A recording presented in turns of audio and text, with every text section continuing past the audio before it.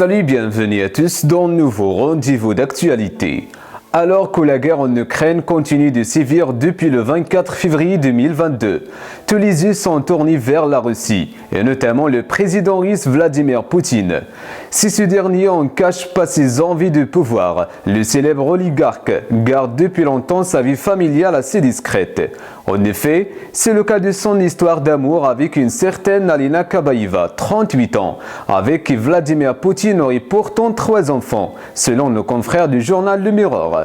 Cette première dame de Kremlin, très éloignée des radars depuis longtemps, depuis 2014, la maîtresse supposée de Vladimir Poutine occuperait le poste de patron de National Media Group, l'immense organisation médiatique de la Fédération russe.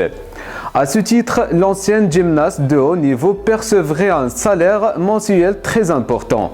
D'ailleurs, d'après les journalistes de magazine britannique Daily Mail, la femme en question gagnerait presque 750 000 € par mois.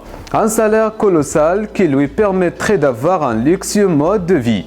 Installée à Lugano dans le sud de la Suisse avec ses 3 enfants, Alina Kabaeva vivrait dans une résidence VIP située dans un lieu discret, selon plusieurs sources médias britanniques.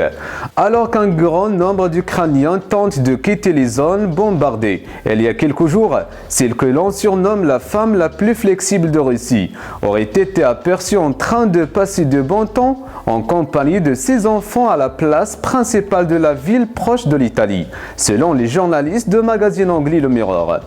Hôtel luxueux 5 étoiles, boutique chic, restaurant de luxe, dont beaucoup pour des chefs renommés.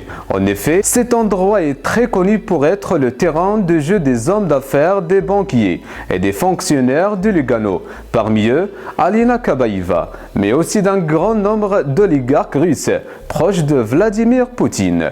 C'est la fin de ce rendez-vous. N'oubliez pas de réagir sur la section de commentaires et d'activer la cloche de notification. Merci, à très bientôt.